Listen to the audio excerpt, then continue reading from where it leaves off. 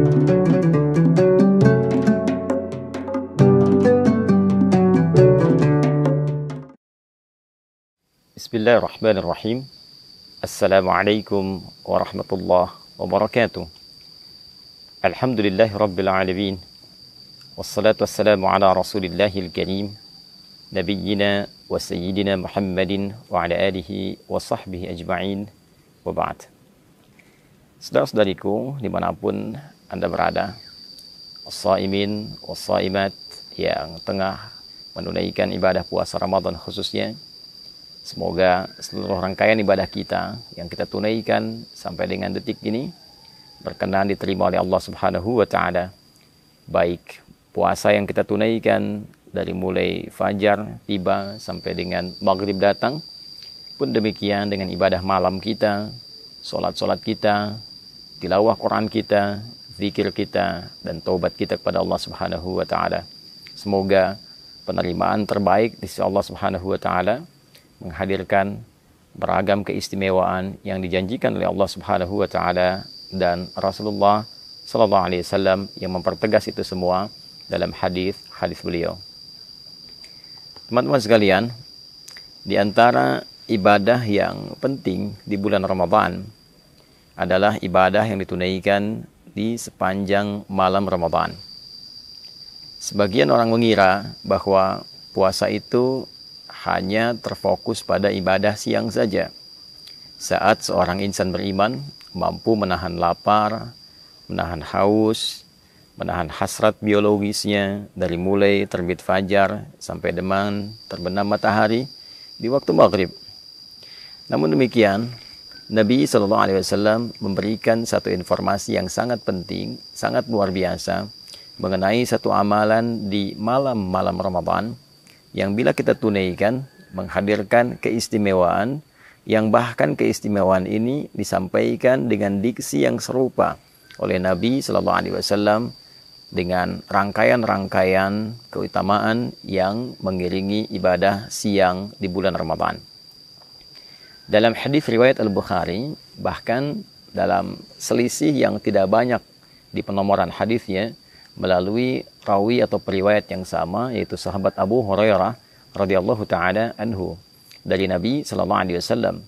Kala beliau sallallahu alaihi wasallam menginformasikan tentang keutamaan Ramadan, beliau bersabda, "Man shama Ramadhana imanan wa ihtisaban, ghufira lahu ma taqaddama min dhanbi."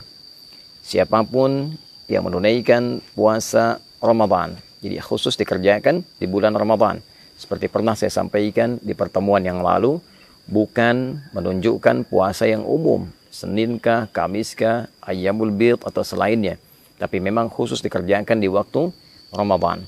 Man shama Ramadhana imanan, ia kerjakan puasa Ramadan ini dengan penuh keimanan, berwujud keikhlasan karena Allah Subhanahu wa taala.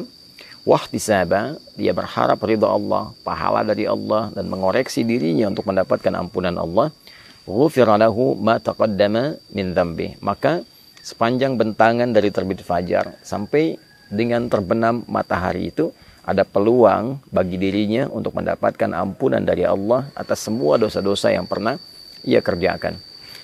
Redaksi hadis ini nyaris kita dapati kesamaan yang luar biasa, nyaris kita dapati kemiripan yang luar biasa dengan ibadah malam. Perbedaannya hanya terletak pada bentuk ibadahnya. Jika pagi itu shoma, yaitu puasa, maka malam itu qama, qiyam, penunaian salat. Hadis paginya sampai ke maghrib, dari terbit fajar sampai maghrib, man shoma Ramadhana, maka hadis tentang ibadah malam yang menunjukkan keistimewaan luar biasa itu, Nabi bersabda, man qama Ramadhana imanan wahtisaba, ghufira lahu ma taqaddama min dhanbi. Siapapun yang menunaikan ibadah qiyam khusus di malam-malam Ramadan, qama Ramadhana. Jadi qiyam ini baik itu qiyamul lail sifatnya, baik itu tahajud ataupun witir, dikerjakannya khusus di malam-malam Ramadan, bukan di luar malam Ramadan. Bukan Al-Muharram, bukan Safar sampai dengan Rajab, ya, atau bahkan Syawal, atau bahkan kemudian Dzulqa'dah, Dzulhijjah. Ini khusus sepanjang malam Ramadan saja. Man qama ramadhana, siapapun yang mampu menghidupkan malam Ramadan dengan menunaikan qiyam. Qiyam di sini dimaksudkan salat. Karena redaksi salat di dalam Al-Qur'an seringkali diiringi dengan turunan kata qama. Baik itu dari qamanya ataupun aqamanya. Aqama yuqimu iqamatan, aqimus shalah, yuqimunas shalah, aqimis shalah. Bahkan sebelum salat ada iqamah untuk memberikan isyarat kepada kita kesiapan untuk menghadirkan kekhusyuan sebelum menunaikannya. Man qama ramadhana, siapapun yang menunaikan, menghidupkan malam Ramadan, menunaikan salat dengan penuh kekhusyuan, imanan, dan dia kerjakan salat ini karena Allah. Bukan karena trennya orang bangun, dia bangun. Bukan karena trennya orang menunaikan salat ini berjamaah, dia ikut berjamaah. Bukan karena trennya menunaikan sholat di masjid fulan, masjid X, masjid yang ramai, lalu dia ikut ke situ hanya untuk mengupdate statusnya. Bukan. Dia kerjakan semua ini untuk mengharapkan ridha Allah Subhanahu wa taala. Wahtisaba, dan dengan keikhlasannya ini dia berharap benar ridha Allah, pahala dari Allah, seraya dia menghidupkan nilai evaluasi bagi dirinya. Dia evaluasi dirinya, dia bermuhasabah. Ghufira lahu ma taqaddama min dhanbi. Sama persis kalimatnya. Maka ia berpeluang mendapat ampunan Allah Subhanahu wa taala dari semua dosa yang pernah ia kerjakan selama hidupnya. Jadi antara ibadah siang dengan ibadah malam, satu ada keistimewaan yang serupa, yaitu sama-sama berpeluang menghadirkan ampunan Allah Subhanahu wa taala. Serupa dengan hadirnya peluang ampunan dosa dari Allah Subhanahu wa taala. Oleh karena itu, ibadah malam ini tidak boleh disia-siakan. Jadi sebagian ulama bahkan berkomentar jika ada orang yang menunaikan puasa di terbit fajar sampai dengan maghrib menjelang malam itu, dia menunaikan puasa dengan sempurna, benar puasanya. Tapi dia tidak mengerjakan qiyam di malam harinya, tidak menunaikan sholat di malam harinya, maka seakan ia tidak mendapatkan kesempurnaan Ramadan. Karena ia berpeluang mendapatkan ampunan di siang harinya, sementara malamnya dia tidak mendapatkan anugerah serupa karena tidak mengambil peluangnya. Jadi ini yang pertama. Itulah yang menjadikan beberapa sahabat sampai istri Nabi SAW, khususnya Sayyidah Aisyah radhiyallahu taala anha, begitu memburu kesempatan malam-malam Ramadan. Ya, karena selain ada ampunan dosa, ada peluang yang kedua, yaitu peluang mendapati malam Al-Qadar. Ya, peluang mendapati malam Al-Qadar. Karena ada hadis dengan redaksi yang lain yang memberikan penjelasan, memberikan tafsiran tentang keutamaan menunaikan ibadah salat di malam-malam Ramadan ini. Jadi kalau hadis pertama tadi, man qama ramadhana imanan wa ihtisaba, maka hadis yang kedua, man qama lailatul qadri imanan wa ihtisaba, ghufira lahu ma taqaddama min dhanbi. Jadi antara hadis satu dengan yang lainnya saling menafsirkan. Yang pertama menunjukkan jenis ibadahnya yaitu salat di malam-malam Ramadan. Yang kedua memberikan kesan bahwa di antara malam-malam penunaian Ramadan itu akan ada peluang satu malam yang istimewa, yaitu malam Al-Qadar. Jadi orang yang mampu menghidupkan malam Ramadan dan menunaikan salat di dalamnya, maka di antara peluang yang ia dapatkan adalah kesempatan besar mendapatkan anugerah malam Al-Qadar. Untuk itulah kemudian Nabi SAW menegaskan, man qama lailatul qadri, siapapun yang mampu menunaikan salat di malam Ramadan dan bertepatan malam itu dengan malam Al-Qadar, ghufira lahu ma taqaddama min dhanbi, maka berpeluang ia mendapatkan semua ampunan dari beragam jenis dosa yang pernah ia kerjakan dalam hidupnya. Sampai satu ketika Al-Imam At-Tirmidzi mendokumentasikan satu hadis yang riwayatnya tersambung pada Sayyidah Aisyah radhiyallahu taala anha dari Nabi sallallahu alaihi wasallam. Satu keterangan ketika beliau bertanya kepada Nabi sallallahu alaihi wasallam, qalat atau kama qalat, ya Rasulullah, ara'aita in 'alimtu ayya lailatul qadri ma aqulu fiha. Ya Rasulullah, bagaimana pendapat Anda sekiranya saya menyadari, saya merasakan malam ini ada getaran yang berbeda, ada tanda-tanda malam Al-Qadar. Maka kalau saya sedang menghidupkan malamnya, kemudian merasakan aura itu, doa apa yang harus saya bacakan? Doa apa yang Anda bimbingkan? Maka Nabi SAW mengatakan, faquli, maka katakanlah dengan kekhusyuan, dengan penuh harap, Allahumma innaka afuwun tuhibbul afwa fa'fu anni. Riwayat lain, Allahumma innaka afuwun karim tuhibbul afwa fa'fu anni. Ya Allah, sungguh Engkau Maha Pemaaf. Sungguh Engkau Maha Penghapus dari seluruh noda dan kotoran yang pernah dikerjakan oleh hamba-Mu ini. Tuhibbul afwa, dan Engkau mencintai sifat maaf. Engkau mencintai hamba-Mu yang menengadah kepadamu, memohon pemaafan dan ampunan. Fa'fu anni, maka dengan segala sifat kelembutan kemuliaan-Mu ini dalam memberikan maaf, maafkan aku. Ampuni dosaku, hilangkan dan gugurkan seluruh kesalahanku. Nah, ini keutamaan ibadah di malam-malam Ramadan. Jadi yang pertama, berpeluang menggugurkan dosa.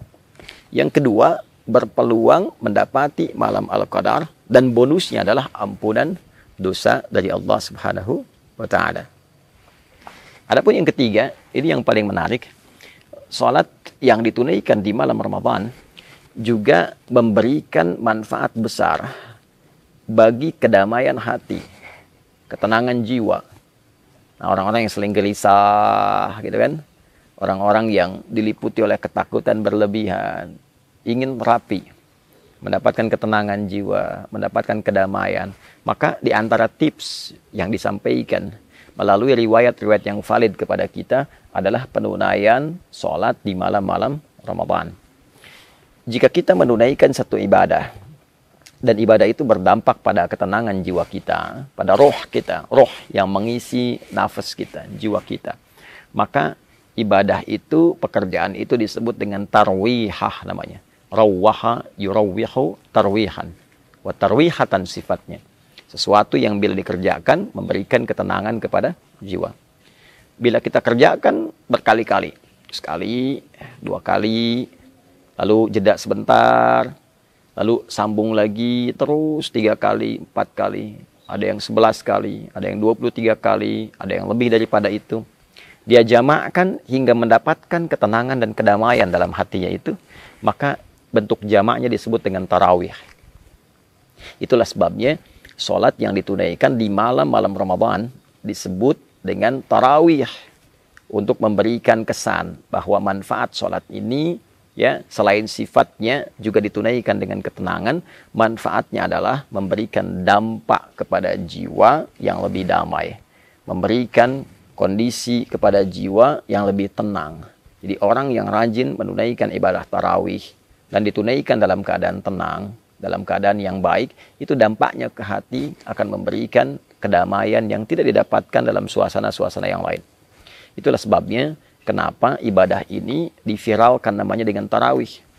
Untuk memberikan motivasi kepada kita. Ayo, supaya hati kita lebih tenang, lebih damai. Yang kedua, ayo, lakukan dengan tenang. Bacaannya yang baik. Jangan buru-buru. Jangan tergesa-gesa. Lakukan dengan penuh kedamaian. Sampai mendapatkan gelombang, frekuensi-frekuensi ke dalam jiwa kita yang menghunjamkan kedamaian pada hati. Cari imam-imam yang baik, yang memberikan getaran-getaran yang menenangkan kepada jiwa. Nah, itulah manfaat ibadah-ibadah yang ditunaikan di malam Ramadan, khususnya sholat yang kita hidupkan sepanjang malam Ramadan. Jadi sholat tarawih, qiyam Ramadan bukan ibadah biasa. Sholat ini berpeluang menghadirkan ampunan Allah Subhanahu wa Ta'ala. Sholat ini berpeluang menghadirkan keutamaan datangnya malam Al-Qadar. Sholat ini berpeluang memberikan kedamaian kepada jiwa. Masuk ke masjid dalam keadaan yang belum tentu damai sepenuhnya, pulang dalam keadaan yang tenang. Bila pun ajal tiba, wafat dalam keadaan tenang. Ditanya malaikat dalam keadaan tenang. Kembali kepada Allah dalam keadaan tenang. Itu diantara keutamaan yang tersaji dari menu-menu ibadah Ramadan.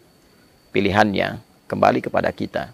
Jika Allah sudah membentangkan siang dan malam dengan beragam keistimewaan yang menghadirkan rahmatnya untuk mengembalikan kita dalam keadaan yang mulia, untuk menenangkan dan menghunjamkan kedamaian pada jiwa kita, untuk memberikan pahala yang bahkan melebihi 1000 bulan, Bila dengan itu semua belum tergerak kita untuk menyambutnya, maka dengan cara apa lagi Allah memberikan peluang kepada kita untuk mengembalikan diri kita dalam keadaan yang baik? Saudara-saudariku, kita diciptakan dalam fitrah yang baik. Kita diciptakan dalam kondisi yang mulia. Ramadan memberikan peluang kepada kita untuk mengembalikan kita dalam keadaan fitrah yang baik dan mulia itu. Mari kita menyambutnya, mari kita hidupkan, dan semoga Allah memberikan kekuatan kita untuk mengoptimalkan semua amalan dan keistimewaan yang tadi disampaikan. Allahumma taqabbal minna innaka antas sami'ul alim wa tub 'alaina innaka antat tawwabur rahim. Allahumma ij'alna min muqimis shalah wa nakhussuka ya Allah warzuqna ya arhamar rahimin bil quwwah wal hubb ya arhamar rahimin bil quwwah wal hubb at-tam li iqamati at-tarawih مخلصين لك الدين يا رب العالمين. صلى الله على سيدنا محمد وعلى آله وصحبه أجمعين وآخر دعوانا أن الحمد لله رب العالمين. Demikian Adi Hidayat, selamat berbuka. Kami dari Mira. Assalamualaikum warahmatullahi wabarakatuh.